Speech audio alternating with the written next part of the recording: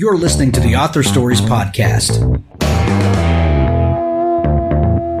bringing you the story behind the stories and the storytellers. Margaret White, Terry Brooks, Sheena Kamal, Matthew Quick, J.T. Ellison, Walt D. Williams, Brad Thor, Corey, Dr. O, Brandon Sanderson, Robin Hahn, Ernest Klein, Jim Butcher, Sherwin Harris. Visit hankgarner.com for archives of all the shows. Today's guest is Joshua Gayou.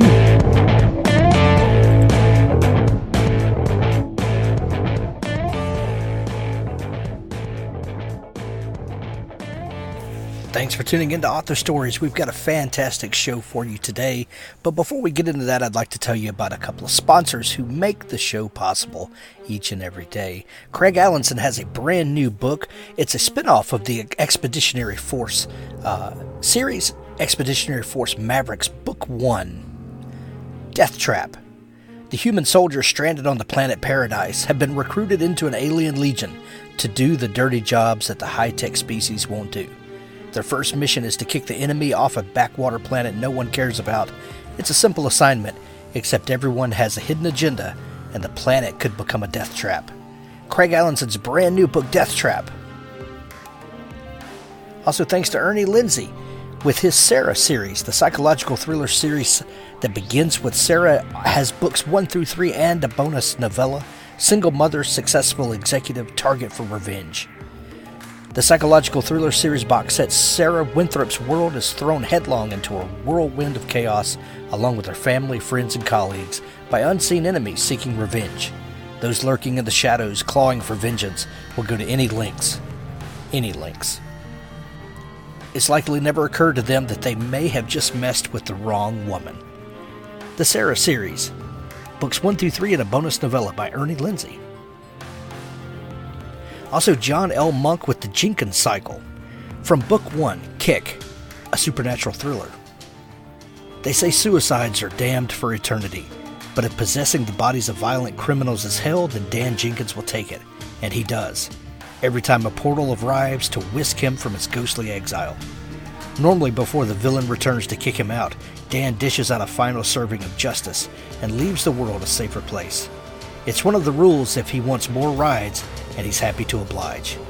For a part-time dead guy, it's a pretty good gig. And then he meets her.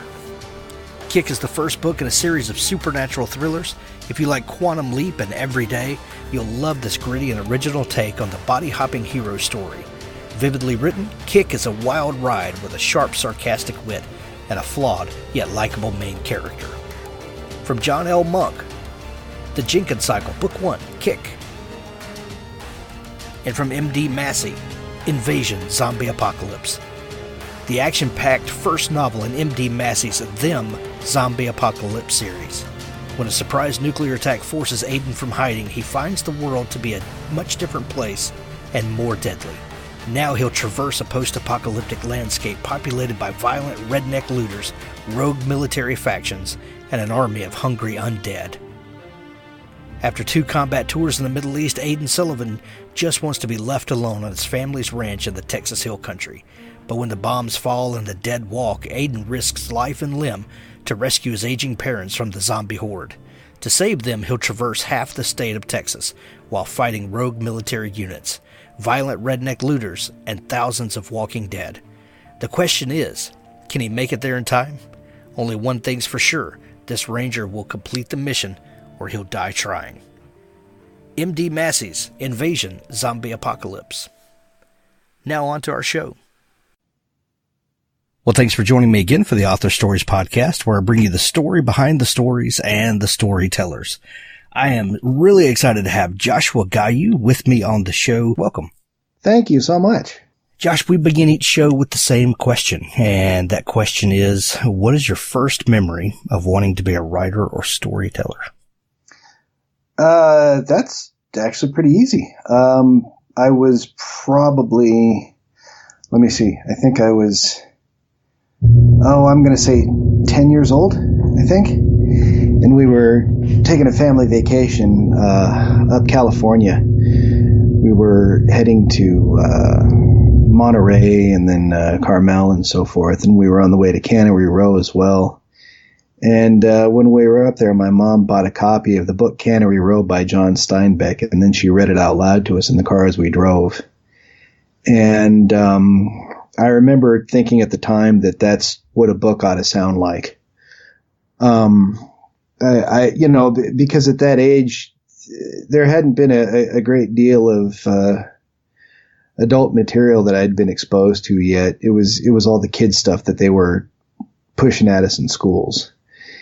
And it was, a lot of it was stuff that just didn't really capture your imagination. And I remember listening to that book by Steinbeck and just thinking, oh, this is what a novel is supposed to be. I understand now. I see what the big deal is. And then I thought that I might want to try doing something like that sometime. And it just kind of went from there, really. I love that you have a very specific memory of that. And Steinbeck is one of those writers. He has a very specific voice. It's people love him or hate him, but it's one of the most honest voices that you can put your finger on. He really connects with his characters. Yeah, if anybody that hates him is just wrong. Yeah, they're clearly wrong. Agree. I agree. I didn't like all of his books. There were a few of his books that I just couldn't plow through. But you can't like everything that an artist does. Like I tried to do Grapes of Wrath, and I could not make it through the book. Not because it was difficult or anything, but it was just that story is just one long sustained kick in the testicles. Yeah. Well, it's bleak subject matter for sure. Oh yeah, it's rough. And it just after a while, I was like, you know what? So I was doing it in audiobook. I spent a lot of time listening to audiobooks because I spend a lot of time in my car commuting. And I think I can't remember if I got through half of the book or a little bit more. And I realized that I wasn't looking forward to getting in the car to listen to it. I wasn't looking forward to learning more about it. It kind of got to a point where I was starting to dread hearing what would happen next, because I just didn't want to hear what other horrible thing was going to happen to this family. And I was at that point where I thought, you know what, I'm too old to be wasting time on a book that makes me feel like this. I need to be consuming things that make me feel energized and enriched, and I couldn't do it. Yeah. There comes a point in the middle of that book where you're just expecting to take your shoes off and dump out Dust Bowl grit. It just kind of permeates everything. Yeah, but then if you go and read something like Cannery Row or Sweet Thursday or Tortilla Flat, there's just incredible humor in his writing and honesty. And, I kind of, arrange authors in my mind according to a tiered system. And the best of them are always the ones that can present any, personality or aspect of humanity. And even if the person they're talking about is, just this filthy vagrant, if you tell that character's story honestly enough, they come out noble. That's a writer. That's somebody who's got some skill, and it's the author that needs to have a non-judgmental eye. You can't cast any judgment on the characters you're writing about. It's just your job to present them. And those old guys, they knew how they were doing. They knew how to do it. Seems like a lot of writers today have forgotten that, and a lot of them spend time standing on a soapbox when they're writing their books. And oh yeah, I'm not a fan of that at all. Well, that's an excellent point. That there's this need. I don't know if it's coming from writers or if it's coming from readers, and writers are responding to it. But there's a need for us to know where a writer stands on something. And we need, and I guess it goes, farther than writers. We kind of treat all of our artists this way, that we want to know, what's going on inside their head. And we want to know that their fiction is safe, for us, that it's not going to challenge us in some way. I don't know, but it's not the writer's job to give his worldview necessarily. It's his job to tell us what these characters are about. And then, maybe it's for us to decide what happens from there. I think we get fascinated with people who can craft a story, and especially if it's a story that resonates with us. We want to know more about that person. We want to know what's going on inside their head that allows them to produce a story that would never occur to us, and especially if we think that they did the job masterfully. We seem to elevate these personalities to a level of genius. And, I've got a few people that have really enjoyed my books, and they do that to me. And I have to keep explaining to them that, no, I'm really not that brilliant. A lot of them seem to be assigning that value to me, and it's just not what it is. It's really easy to appear brilliant when you can write a thing at your own pace, and you've got Google at your fingertips, and you can fact check any little thing. You can look up any obscure language or word immediately with zero hesitation. It almost doesn't slow me down when I have to look up facts. So, I mean, it's a lot of smoke and mirrors. Well, when did you start writing in earnest? So listening to Steinbeck in the car, Cannery Row, read by your mother, kind of lit this thing inside you. But when did you take that and start putting it to practice and taking it seriously? Well, I've been writing my whole life. I've been good at it my whole life. I don't mean good at it from the perspective of one of the masters, but I always knew that I could put a few sentences together better than the average person. I could read and write both before I got into kindergarten. Again, that was my mom. She spent a lot of time working on that stuff with me, which I'm really grateful for. But I think at a young age, to start, it wasn't writing so much as it was drawing. I spent a lot of time drawing. Something about drawing just captured my imagination. I liked how if you could capture enough motion and energy in a still picture, you could tell a story with it. And then from that, I think I kind of progressed naturally to, well, man, if I start using words, I can get a whole lot more story. And when I encounter a thing that I really enjoy, I get obsessed with it, and I cannot stop thinking about it after that point. So when I came to a point where I enjoyed books, it seemed natural to me that I'd want to create books too. It took a long time before I got to that point. As a kid, I would write short stories and stuff. When I was in the mood. It wasn't something that I was pursuing constantly. It was like every once in a while I'd get an idea, or I'd get a bug, and I'd write a thing, and then I'd get it out of my system, and that would be pretty good. And every once in a while, like some assignment would come along at school, like I'd have to write a report or I'd have to write an essay. And for whatever reason, that subject was something that really caught my attention. And so I, really put some effort into it, and I always got, good grades for that stuff. It was the only time I got good grades. The rest of the time I was flunking out of everything. Me too. I flunked out of PE a few times. So, there was a point where I was kind of getting into it, and then my mom gave me this old IBM typewriter that she used to have. The thing was like super expensive back in the 80s, but because it had a digital readout. It was a typewriter with an honest to God ribbon, but it had this LCD, this little green LCD readout that looked like the old crappy calculators we used to have, and it would let you type out one line and proof one line, and it would hold that in memory, one single line on the page, and then you could backspace over it, fill it in, fix it or whatever. And when you were happy with that line, you'd hit enter, and then the typewriter would take over and type out that entire line and then drop down to the next one.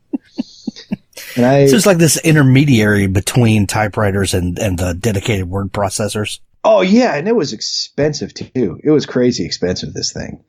I don't remember what you paid for it. I was too young at the time to think about price tags like that. But I tried to write my first book on that thing, and I did okay. I was probably 13 or 14, and I think I got, 40 or 50 pages in.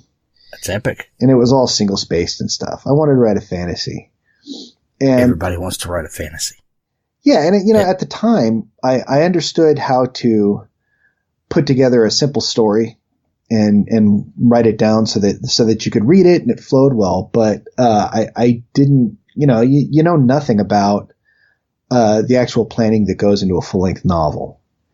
There's a lot of, if you're going to do the job right, there's a lot of planning that goes into it. There's a lot of thinking and mapping and so forth that you had to do. And I didn't do any of that. I just sat down and started going, which meant that I didn't really know what my end point was. I didn't know what the story was going to be. I just knew that I wanted to write this epic fantasy story with Hero Man as the badass with a big sword. And, you write that for as long as your cool ideas last, and then you eventually you get to a point where you hit a wall and decide, well, what's the next thing they should do? And you don't really know. Right. So I got about 50 pages in, and then that was as far as I got. And, those pages, because they were all printed out, they've been lost to time. And, then there were a few times where I tried to jump back into it. Some points in college where I tried to resurrect that old story, but, do the job right at that point. And they were always false starts because I had so much stuff going on. I was in college. I was getting a degree. I was starting my career. I had a girlfriend that had then become a fiance and all that. So it wasn't until I was about 38, which was, a couple of years ago. And that was when I had like this perfect convergence of events in my life where I had the seasoning and the experience to know what it takes to put together a large work like a novel. Because I've been in my career now for, it's getting close to 20 years now.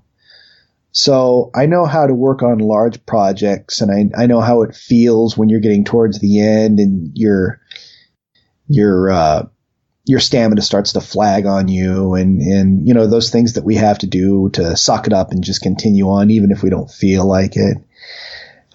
Really, I just needed the maturity to understand that writing a book isn't all fun and games. It's work, just like anything else. And you need discipline to do it, just like you need discipline to do anything else that takes a long time to do it. So what was the catalyst for you had kind of settled into this time in your life where this confluence of things came together that you felt like you were ready to really tackle it. So what was the story idea that set all that in motion? I don't know. It's hard to that one's. I can tell you about memories from when I was 8 or sooner, but this one's kind of hard, and it's because I've been living with this story, this commune story, for so long now, writing it so long, developing it so long, that I'm at a point now where it's hard for me to think of a time where that story just wasn't there. So it's hard for me to go back to that point because at the time I didn't assign a lot of weight to it. I didn't pay attention. Anybody it was just there. Well, anybody who's ever written a book, right? At some point they wrote their first book. And on that first book, if you're a normal human being and not a robot, you started it and you thought, I'm probably not going to finish this. That's just how it goes for somebody who's never done it before. Maybe I'll try writing a book. Nobody ever sits down and says, I'm going to write a book. They just say, I'm going to try to write a book. I'm going to see if I can do it. Because it's like you don't even want to commit to it because you don't want to swallow that failure if you don't stick it through, right? So for me, it wasn't that big a thought as far as I don't know if I'll be able to do this or not, because I'm an engineer. I've worked in the avionics business for years, and I have put out thousands and thousands of pages of documentation at every level, from low-level design to drawings, diagrams, electrical wiring diagrams, all the way up to large reports packed with all sorts of exposition, executives. I mean, I've written my ass off in my career. And so I knew, well, it's like, man, I've, a 100,000 word novel is like nothing compared to what I do without even thinking about it, just in a normal day. So at the point where it came around and that decision was finally made, I've said this a few times and people always think I'm joking, but there was a day where I was sitting in my house. I was alone. I think like my wife was either out or she was upstairs. My kid was out playing, and I'm staring at my computer and kind of bored, didn't have anything to do. And I said, I guess I'll write a book. And that was it. And then I started working on it. And then as I was working on it, I wondered, well, I wonder how long I'll stick with this. And then when I got about 89, 90 pages in, I thought, oh, well, I guess I'm going to finish it. Okay. And it was really the first book in the Commune series was really just an experiment with myself to see if I had it in me. I knew I could do it. I wondered, is this going to be able to hold my interest, this story? Because when I dove into Commune, the first book, I didn't have that big of a plan when I wrote the first draft. The plan for what I wanted to do with this series did not solidify until I came back and rewrote the first book. Because I'd had a friend read it for me, and she came back and gave me some advice on characterization, and she made some really good points, and I saw where she was right. So I went back and retooled it. And then in the process of that, it became very clear to me what the entire story needed to be, what the series arc was, what the ending was going to be. Everything just kind of clicked into place. So it was like the first book was this iterative development process. But by the time I closed that manuscript for the last time and decided, okay, it's time to publish this, I knew what the plan was. And I had a really good idea where I was going. We talk a lot on the show about the gift of anonymity when writing the first book. Because nobody knows you're writing a book. You're the only person. I can already tell this is going to be a brilliant question, and I've never been asked this question before. And I've already devoted time to it, but please continue, because this is going to be a good one. Well, nobody knows you're writing that first book, and it's just you. A lot of times your spouse will know that you're, dinking with something, or maybe you talk over some characters or something around, the breakfast table or whatever, but it's your thing. Nobody's expecting anything. There are no demands on you. You're just writing a book. It'll either be a thing or it won't be a thing. And then you publish that book, and then, if you're fortunate, like you were, and fortunate because you wrote an amazing book, people then love the thing. It becomes a thing to them, and then they want more. And now you no longer have this gift of anonymity. People know who you are, and they know what you can do, and they want more and more and more. How do you start dealing with that? Well, I've got a few ways that I deal with it. For one, you were talking about, maybe your spouse knows that you're messing with something. It's funny that you mentioned that, because when I was writing the first book, nobody knew that I was writing a book until I got close to finishing it. Not even my wife, because I was embarrassed. It's like also a common theme.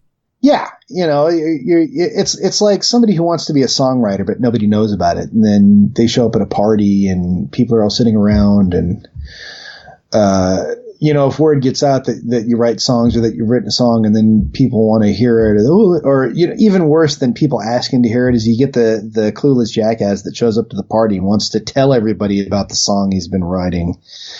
There's always the guy at the party or the family gathering or at the whatever, and they're always gonna do something. I'm gonna do this. I'm gonna get into shape. I'm gonna get my financial affairs in order. I'm gonna do this and that. And those people who are always gonna do something, they make my eyes roll back in my head. There's nothing that kills the desire in me to have a conversation faster than somebody telling me I'm gonna do something and they're not. If somebody's gonna do something and they're gonna do it, that's exciting. Because then you can start planning it. You can start talking about options and stuff. But there's certain people you just know they're going to do something never. So I didn't want to be that guy. I didn't want to be the guy who is, oh, I'm writing a novel. And then 10 years later, it's like, how's that novel going? And then it becomes so I didn't tell my wife. There's actually one guy worse than that guy. And that's the guy who says, I'm going to do something. And I have a great multi-level marketing scheme that's going to help me do it. Would you like to hear about it? Oh, you just hit those guys with a hammer. Those are those are easy to squash. That's somebody who's just got zero self-awareness. He shouldn't even be allowed out at a party. That's right. Not without his handlers and his diaper. Right. So you didn't tell your wife, keeping it close to the vest. Well, I didn't tell anybody until I finished the damn thing, and then I knew. Oh, okay, well I've got a novel here. It's a legitimate novel. Here it is, and then I went and published it. And that anonymity sucks at first. The grass is always greener on the other side, I guess. But I put it out, and there was the initial rash of sales, which was all family, and I think maybe 50% of my sales was just my mom buying up copies and giving them to people because, that's my mom. My son wrote a book. And, after that first spate of purchases died down, then it was like months and months of zero. Nobody's buying copies. And I'm trying to figure out how to get people to bite. It's really cold out there if you don't have any toehold in the industry, man. I feel really bad for anybody that's trying to break in. I mean, I kind of did it on accident. And I really have no business being here talking to you right now because I've not had to pay my dues the way other people had to. People ask me all the time, well, if I want to be a successful writer, what should I do? And I can't tell them anything about the business. I can't tell them anything about marketing or how to write a query letter, how to secure an agent. I don't know how to do any of that. It just kind of all fell into my lap.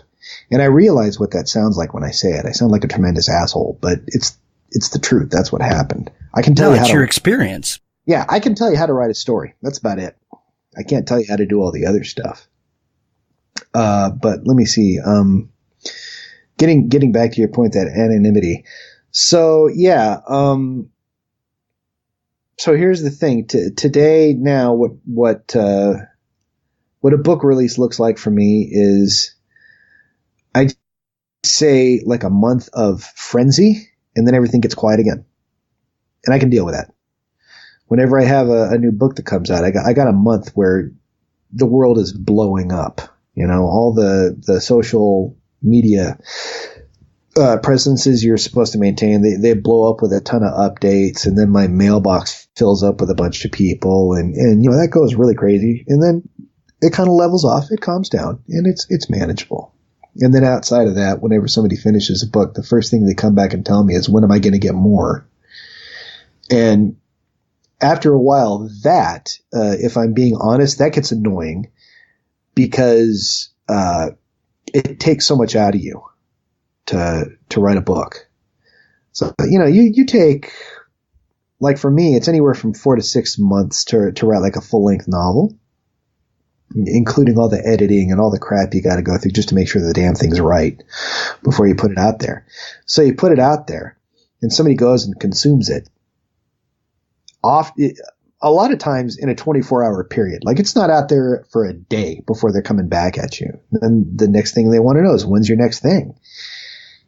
And that's rough, man. It's like, I've used this analogy before. It's like picture you're hosting Thanksgiving dinner at your house, and you prepare for it for like 2 or 3 days. You're pulling out all the stops. You're putting out the best table you ever had. You're going to do 2 different turkeys. One of them is smoked and one of them is deep fried. You're doing all the fixings. You're taking on new recipes that were handed down from your great grandmother that you've never attempted before. And you nailed it. And then the whole goddamn family shows up, eats all the food in 5 minutes, leaves your house a mess, and it takes off down the road. So That's you were rough, here man. last year. Yeah. So I remind myself, and I remember what it was like when nobody cared. That's it.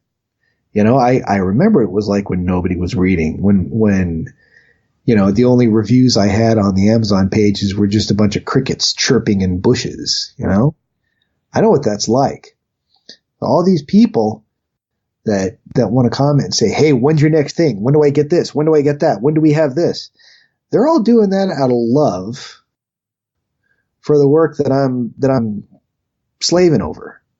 So it's important to keep that in perspective. And, I've seen authors that get a little precious over that stuff. And people, hey, when's your book coming? And they get all pissy with them and they start getting snarky. And I just don't think that's the right way to be. You have to understand where that question comes from. It comes from admiration. It comes from love. I mean,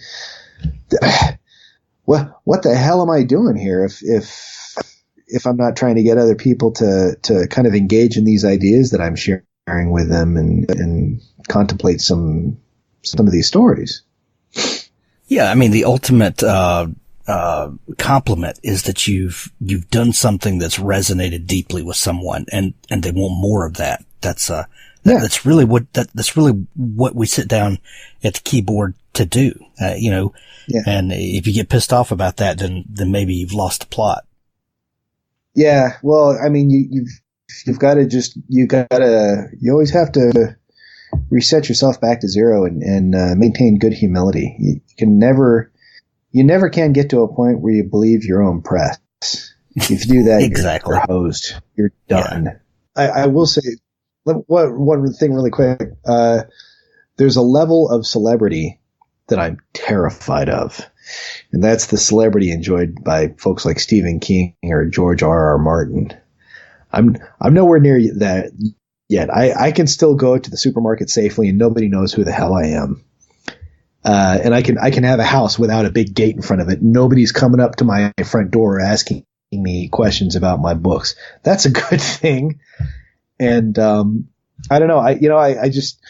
I don't want to speak as though I'm expecting to blow up as big as those guys in the future, but the most I can offer on that is that I hope I get to enjoy this for as long as I can, in case some day happens where it's like I'm that huge. I don't want to get to a point where I'm looking on all the clickbait articles and I have to read about people gossiping about my physical health and am I going to finish my next novel before I croak and all that. That kind of makes me nervous. That is such an insane level of scrutiny to live under. And we all fall victim to it at one point or another, and then you just have to go back to that humility place, like you were talking about, and like, man, I would, and grow a little empathy. I would not want to be in their position, Empathy. You want to talk empathy, man. When I was younger, right, and I was still coming up, didn't have a lot to my name, and I would look at these, multi-gazillion-dollar celebrities that are complaining about their lack of privacy and all that. I would laugh at them and say, "Oh, you pansy, you've got all this money, and all I hear about is your poor privacy. You got everything you signed up for, and now, as I get little tastes of what that life is like, and the tastes that I get are minimal. We're talking church tastes here. But even as I get those little glimpses into what that life is like, man, I have a whole bunch of empathy for people who got that famous, because it's something that you don't understand until it happens to you. And all you can think is, I want to make it. I want to make it. I want to make it like all those other guys. It's just going to be perfect when I make it like all those other guys. And you get there and you realize what all that's about. And you kind of figure out real quick that, you know what, it's all of the stories that I told myself aren't true. When I become famous, everything doesn't just get fixed. When I get more money, things still are there's still problems that I got to deal with. And, in a lot of cases, the more money you make, the bigger your problems are. It's right. Really like this reverse, this reverse of what you would expect. Yeah. Well, one thing that has gotten you to the place that you are is that people really connected with this with the first Commune book, and then subsequently the other three that have followed on. One thing that just immediately struck me when I discovered your book was that this really unique narrative style that you're using in this book. First off, why did you decide to do it that way, and why do you think it resonates with people the way it does? Are you talking about the first person perspective historical recounting of the first two books? Right. That happened as an accident. I wrote them like that because the stories just seemed to have happened in the past to me when I wrote them. The original idea that I had for the stories that I was going to write had the story picking up where book 3 starts.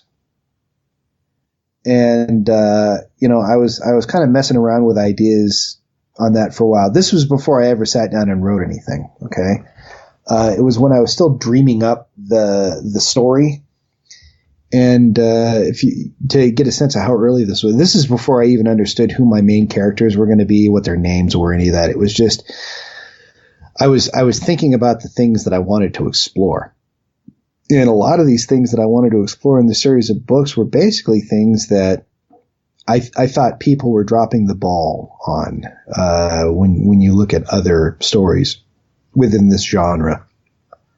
A lot of the things that I'm doing in these books specifically is, for me, personally, it's kind of my critique on modern storytelling and how lazy writing has become today. And I'm just there. And for the most part, I'm not talking so much about books now. I'm talking about like movies, TV shows, that kind of thing, because we're much more of a visual and motion picture culture now than we are a book culture. Just see the popularity of audiobooks versus the printed word for evidence of that.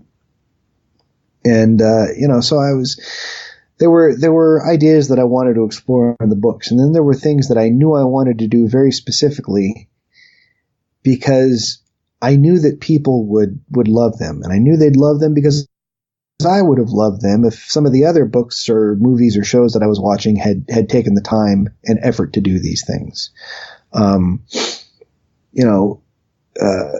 Avoiding, plot conveniences or contrivances. Everybody's going to have some of those in their stories, but I mean, it's really gotten egregious now in a lot of the stuff that we're being fed today and is being touted as this masterful storytelling. It's really not. It's really just lazy writing. So that was a piece of it. But for me, I wanted to explore just this idea that, everybody, when they write a book, they always, who's the bad guy? Who's the good guy? And it's always so easy to draw those lines. And that seems really unrealistic to me because that's not how life is. I don't like easy stories. Easy stories bore me. I like hard stories. I like challenging stories. So I said, I'm going to write a book with no bad guys. Or I'm going to write a story with no bad guys. Nobody's going to be evil. Or if there are evil people, they're not going to have a major role. They're going to have side roles, and they're going to expire quickly because, especially in a world where you don't have rules anymore, the really evil people probably don't get to stick around. If you have a good-sized group of people that have banded together.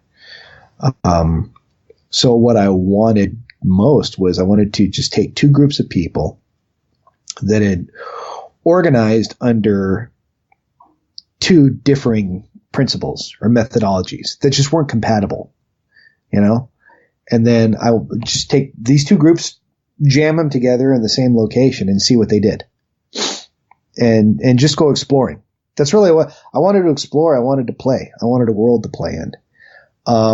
So I'm kind of mapping all this stuff out, and then I figured out as I was doing that, well, if I start where I want to, nobody's going to know who these characters are. Nobody's going to care about what's happening to any of these people. So I need to take a step back and spend some time introducing the principal cast. I also knew there were going to be a lot of people in this story, so it's going to take some time to do this. It's going to be a few books. So wanting to start at the third book, I shelved that idea and said, I need to go back and build this world up before I get to tell the story that I want to tell. That's where book 1 and book 2 came from.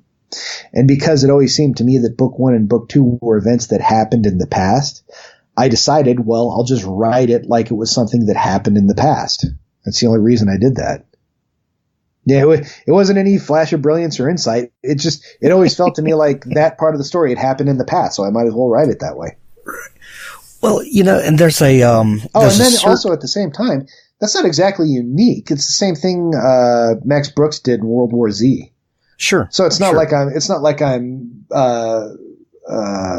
pioneering anything here. I'm probably just taking his technique and ripping it off. Well, I guess it works for a reason, that it allows us to have tension, and we know that the story continues. We know that we're going somewhere, but you write it in such a way that these characters, we're not guaranteed anything. First off, let's tell everybody kind of what the setup for the story is. We've had a mass extinction, if you will, of humanity, and there's a handful of folks left. What was the idea to do this kind of society starting over kind of story? It was the conditions for the novel that got me to a world that I wanted as fast as possible. The story that I wanted to tell, you could really tell it in any setting you want to. I could have done it in a sci-fi setting. It could have been a Western. Westerns tend not to really interest me unless we're doing something that is outside of what you would typically expect from that genre. Really old-fashioned genres tend to bore me unless I'm doing something new with them. And that was one of the reasons I stuck with post-apocalyptic when I decided that was going to work, because I was kind of burnt out with post-apocalyptic stuff anyway. As a reader, when I started working on this, and I thought, well, this is something pretty new, and I don't think it's normal to see what I'm doing, and I think people are starting to get that now. I mean, in the first and second books, a lot of people loved them and said they were unique and all this stuff. But if we're being honest, in those first two books, I didn't really do anything that we haven't seen before. I had characters that you liked, and I had writing that people appreciated. But as far as what's actually happening in the story, we've seen it. All this has happened. In my opinion, it's not until you get to the third and fourth books that for the reader it starts to become apparent that I'm doing something different, and that if they're enjoying the story, they should probably pay close attention. If they don't enjoy the story, don't read the damn thing. I don't want you to waste your time on something you don't like. Well, what I find interesting is that you wanted to start at book 3, and in your mind, that's the starting point, but you needed to write book 1 and 2 set the stage for that. How do you write in such a way these books 1 and 2, which in your mind are the prerequisites that before you actually get to tell the story. How do you hook the readers, so that they will go with you through 1 and 2 to get to the place where you believe the story begins? Oh, your characters. It's just your characters. You need strong characters. People don't. Here's the problem that writers get into. They make their story about the setting, and I see it over and over and over again. And you can tell it's happening because the characters are all two-dimensional cutouts. And not just writers. Let's not just beat up on those guys. Movies or any of that stuff.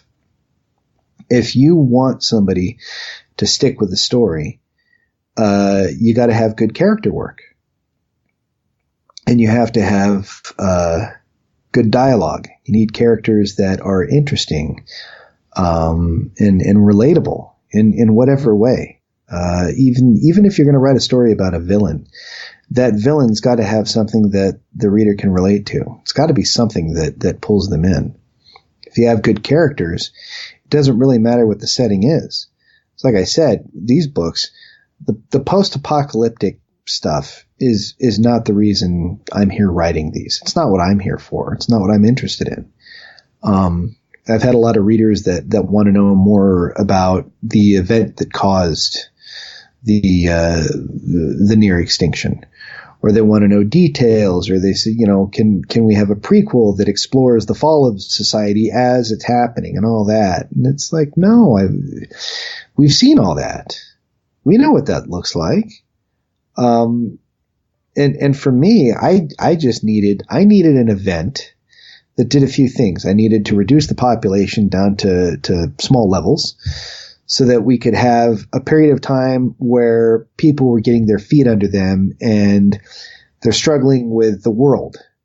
The first book was very intentional that there's not a lot of conflict happening between characters. There's a little bit, but it's not against anybody that you care about. It's characters kind of pop into the book. There's a fight that happens and then they leave. Sometimes they survive and sometimes they don't. But the first book was very much a simple story, and it was man versus nature and man versus self. And part of the reason I did the first book like that, it had a very small cast of characters, was because I was very aware that was my first novel. I didn't want to bite off more than I could chew. I just said, okay, this first book is a road trip book. It gets us from point A to point B. It introduces our principal characters. I don't need a bunch of crap happening in this book. I just need to explore these characters, get them established, and get the reader to care about them. That's it. And then in the second book, I had more that I needed to introduce, and that was a big additional cast that came in. So, the second book, the characters that I introduced in the first book, they don't even show up until several chapters in, because I got to work on these new guys and get you wondering about them and who they are. And for me, the best way to get somebody dialed in to a character is to be as honest as I can with who that character is. I have to know who they are before I really start working on writing. I need to know their psychology, what makes them tick, what their fears are, what their hang-ups are, what their shame, what things about their nature shame them. And then I just explore those things. And that always draws people in. People think they want to see sci-fi because they like sci-fi stuff. Yeah, that's kind of true. But what holds your interest is the character. Any man's life told truthfully is a novel. I talked with Dan Wells, 3 or 4 years ago, early in the show, and, he writes horror, and we were talking about that, no matter what the window dressing of genre, that you're using, whether it's horror, sci-fi, fantasy, mystery, thriller, whatever it is, we're telling stories about the human condition, and we're dressing those up, with things that tantalize and excite us, but we're all telling stories about our interactions with one another. That's what we come to stories for. And that's what resonates with people. I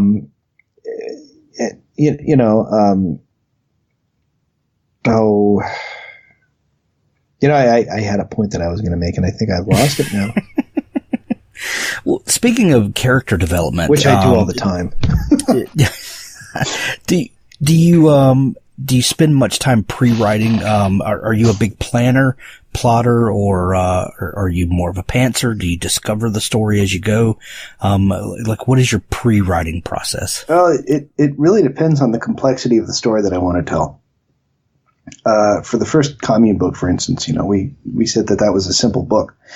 And my planning aid for sitting down to write it was a lot less of me doing an outline and a lot more of me playing with Google Maps. I set up my own little map space on my Google Drive and just started putting waypoints down on the map along this track that I knew my characters were going to have to follow to get from point A to point B. And I just knew, okay, at certain points of the story, these things are going to happen. Like these characters need to meet here, and then they need to meet there, and that was it. So I had this map open while I was writing, and then, I did a little bit of math to figure out about how much ground they should be able to cover on a given day, and figured out where they would be at certain points, and then I just kind of dropped in events to, just to expose the characters to stressors, and then see how they'd react. There was a lot of play and a lot of experimentation in the first book. Then by the second book, that's when I started outlining pretty heavily because I knew there was a bunch of crap that I was going to have to keep juggling. You spin a lot of plates. And the format of a hierarchical outline seems to work best for me because that's how my brain works now. I've been writing software for so many years that I think in list structure, right? And so, the outline approach that served me pretty well through the second, third, fourth books, and then the fifth novel that I wrote, the sci-fi book, it also worked. And now I'm working on a series of novels, which I suppose is a 3-book series at this point, but it's probably the most complex story that I've ever worked on. And so for this one, I've found outlining to be inadequate for what I need, and therefore I've written my own book writing software to help me do it and keep track of everything. Nice. I'd love to see that sometime, what that looks like in practice. I've just about got a version done. I'll send you a beta you can play with. Oh, that'd be amazing. Yeah. That'd be amazing. You mentioned earlier audiobooks and that the rise and popularity of audiobooks is almost symptomatic of our collective attention span or whatever it points to. One interesting thing is Commune really exploded in audio. And you've got the amazing R.C. Braid narrating. How does that make you feel? How does that make me feel? Yeah, to know that the audio version of the book, that so many people loved it, and does that affect the way that you write books in the future, knowing that audio is such a strong component? Oh, I see what you're saying. Yeah. Well, I do write knowing that these things are going to be adapted for audio at a certain point. So I'll keep that in mind. As far as success impacting how I write, no. It impacts how I process what's happening to me. Excuse me. But I've so far been able to keep the writing separate from everything else. So I don't spend a lot of time worrying about, I don't know, displeasing my readers or doing something where I get a group of people to go, oh, he's jumped the shark, or I don't spend a great deal of time worrying about that. I spend, when I'm writing, I spend all my time trying to, well, I write down the most real thing that I can. And if I can do that for a sentence, that's pretty good. And then the sentence after that, that next sentence has to be the most real thing that I can write. And if you do that long enough, pretty soon you've got a book. And then in between all that, you're doing a lot of planning and mapping and just thinking about what you're doing. And if you've got the right kind of mentality to do this, you become obsessed very quickly, and then you can't stop thinking about it. And if you've got a brain like that, then those things tend to take care of themselves. From just the experience of my work, kind of finding an audience, it's been a mixed bag, man. It's been really weird. For the most part, it's good. Like life is normal, days go on and they continue to be about what I've always known them to be. But every once in a while, I just kind of sit back and think, how the hell did this happen? This is insane. And it's like I said, I think what makes it easy to deal with is the fact that I can still go outside. Nobody knows who the hell I am. I've got a bunch of people that I interact with online that talk to me through text and so forth. And I give them as much of myself as I can because they seem to appreciate it so much. And I appreciate them. Like I said, I remember what it's like not having anybody listening. So right. I want to continue to interact with them as much as I can for as long as I can. Because I want to show that appreciation to them and let them know that, yeah, you guys are the reason that I'm even bothering. If nobody was out there listening, I would have stopped at the first book and gone and done something else. Because it just, writing a book in isolation is very noble and very great, but we write these things to be read. Sure. Because we're trying to connect with people out there. We're trying to share ideas. So yeah, I'm really grateful about it. And it's easy because the only way they can get to me right now is through email or social media. So I could just turn the machine off and then they're all gone. So that's nice. That's nice having that ability. At the same time, you get aware of the fact that there's a lot of expectation that goes into what you're doing.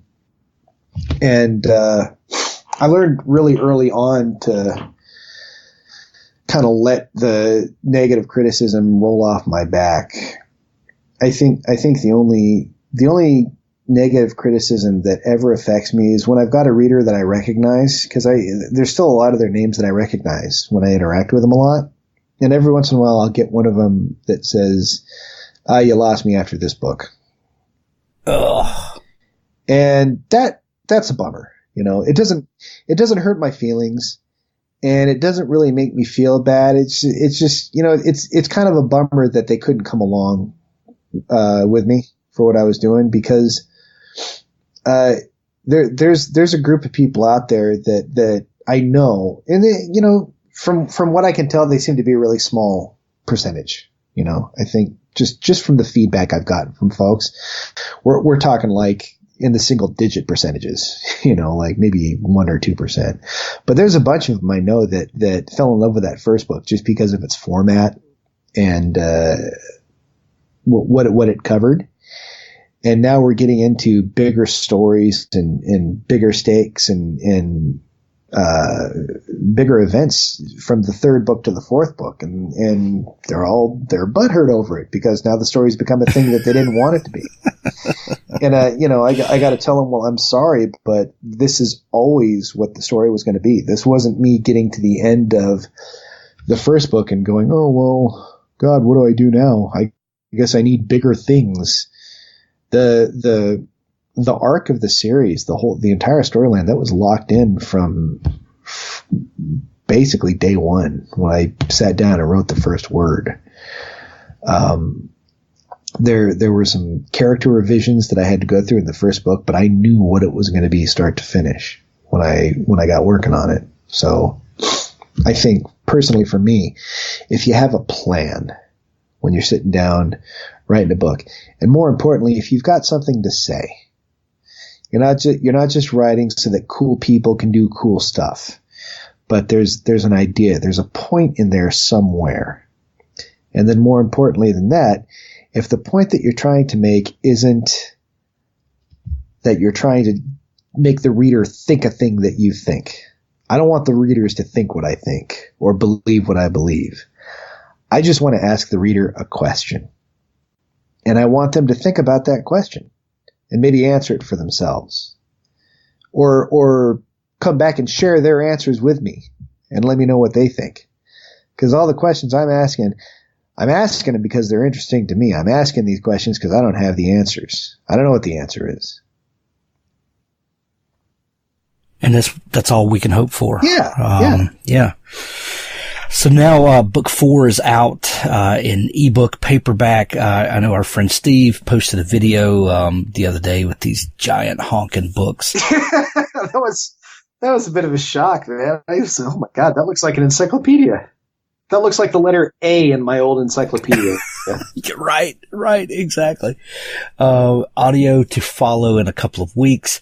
This is the end of Commune, something you've been working on for quite a while. A lot of people have come along with you for the ride. It's got to be bittersweet to see the final chapter coming out and people kind of finishing the journey with you.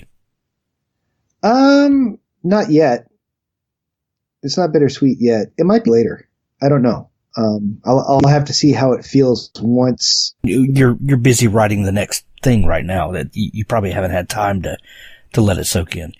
Oh yeah. Well, I think for me, the big happy was when I finished writing the 4th book. And that was a while ago now. That was sometime early last year. I don't even remember when. But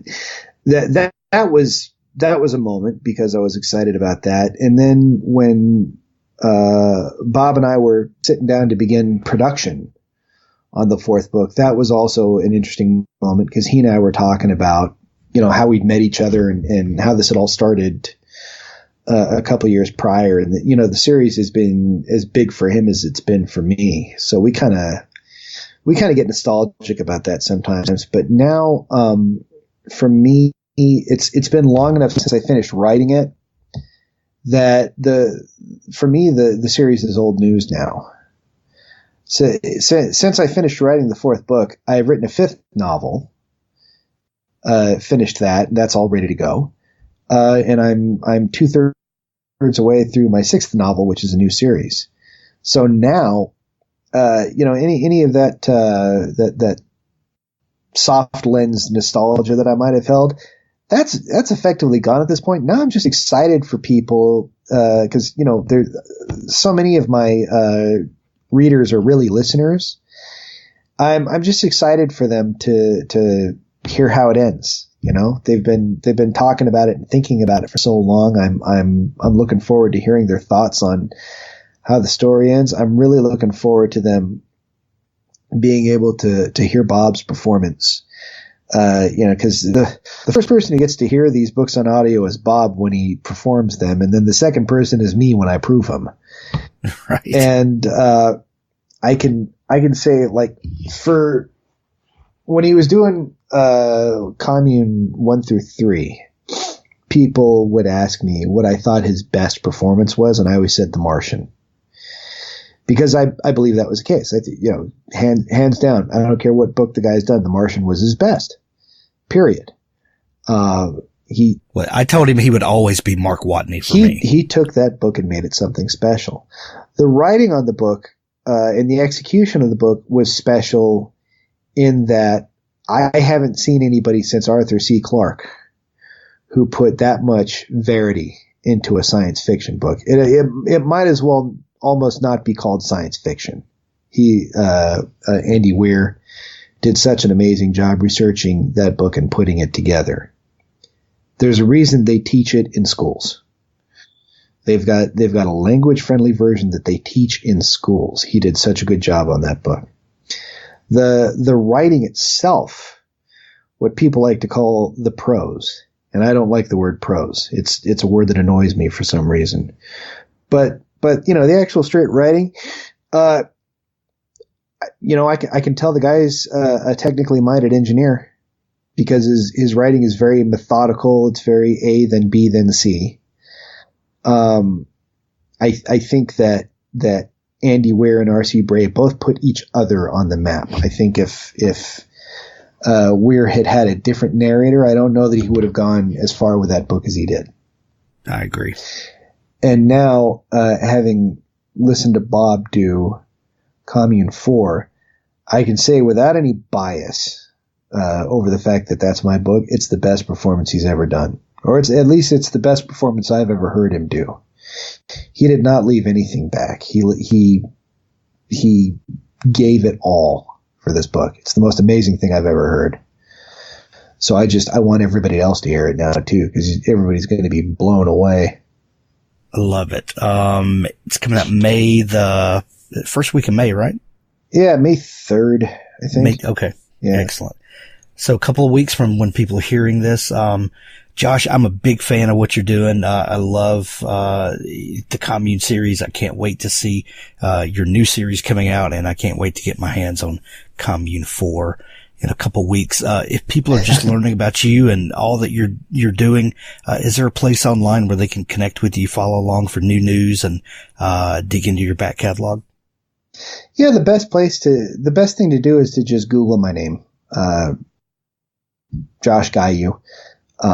The great thing about my last name is that a very small number of people in the world have that same name. My name is so rare that if you meet anybody with a last name Gayou, they're related to me.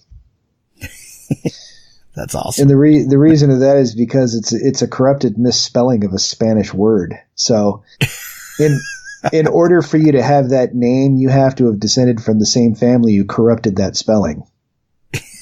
I love it. I love it. So yeah, just it's Gayou like Bayou. Yeah. Just Google my name and then I'll pop up. You'll find my website, and then you'll find all my Facebook thingies and all my Twitter thingies, and you can come and find me that way. Gotcha. I'll put links to all of it in the show notes. Josh, thanks so much for taking time to come on the show with me today. Yeah, listen, man, I had a great time. I love talking books with people. Not even my books. I like talking other people's books with people too. And the more I get to do this, the more fun I have. Thanks for listening to the Author Stories podcast. For more great author interviews like this one, go to hankgarner.com and dig through the archives. There's something there I know you'll love. Now stay tuned for a special audio clip from Richard Gleaves' The Jason Crane series. The ancient building wore the severe cassock colors of a Puritan minister, a uniform monochrome of slate-gray shingles and soot-gray clapboards, its shadowed upper windows cross-hatched like the facets of a spider's eye. The second story protruded beyond the first and bore the house's only ornament, 2 gray teardrops of wood, weeping from each corner of the building's stiff upper lip. The place would have looked sinister and foreboding in its shadowed alley if not for the die-cut silhouette of a dancing sheep, jaunty above the door, and the 2 front bay windows that blazed with colorful, welcoming light. The windows were hung with orbs of colored glass on staggered lengths of ribbon. Each orb glowed with autumnal reds and delicate greens, burgundy tints and pumpkin hues, dappled raspberry and clover lime, streaked with light and weightless as bubbles over a cauldron. The shelves below offered crystal skulls and silver daggers and horny devils, Celtic chalices and woven dream catchers in dreamcoat hues. A primitive broom leaned in a corner, ready for flight, and a rhapsodic nude in bronze clutched her goat-legged lover beneath a jackal bust of Anubis. The interior of the shop was even witchier. Above a crude and sooty fireplace, a stack of brick barely holding the shape of a chimney pushed through the barn-high roof, threading ancient beams that crisscrossed overhead. Brooms and kettles and Christmas lights dangled from these, alongside Halloween costumes and Chinese umbrellas, pointy hats and bundles of herbs. Jason wandered deeper into the shop. His fingers trailed across strange bronze statuary and Aztec masks of turquoise and lapis lazuli. He rolled his eyes at the luck candles and money charms, but goggled indecently at a nude and anatomically correct silver nymph with long golden hair that reminded him of Kate. "See anything you like?" Jason jumped, turned, and jumped again. The woman standing before him was the living embodiment of every hippy-dippy counterculture type he'd ever seen. Her hair was green, her face pale and round, her doughy body wrapped in some elaborately woven ethnic garb. Her eyebrows were black and pierced in little rows, and her eyes were heavily circled with midnight blue, as if she'd been sucker punched by an oil slick. She tapped the glass over the nymph. "Admiring the goddess, I see." She'd practically caught him with porn. "You want to hold her? She won't break. Here." The woman flipped open a glass door and handed Jason the naked figure. "See how heavy she is? You could bang her against the wall all day and barely make a dent." She waggled her eyebrows, obviously enjoying his discomfort. He checked the price tag. $700? "The goddess is a symbol of love and fertility. Don't be ashamed of desiring her." The woman's long green fingernails plucked a long black cigarette from a long red case, and she lit it. "I sense," she blew smoke and studied its whorls, "dissatisfaction in love. Yes? I have just the thing." She pulled Jason into a side room where the smell of her clove smoke gave way to the skunky aromas of potpourri sachets, tea leaves, and hanging clutches of twiggy flowers. She searched, found a little bundle, and pressed it into his hand. "This will make you irresistible. Rub it on your nethers twice a day, and love shall surely find you." Jason made a face. The bundle smelled like cow manure. He didn't even want that on his hands.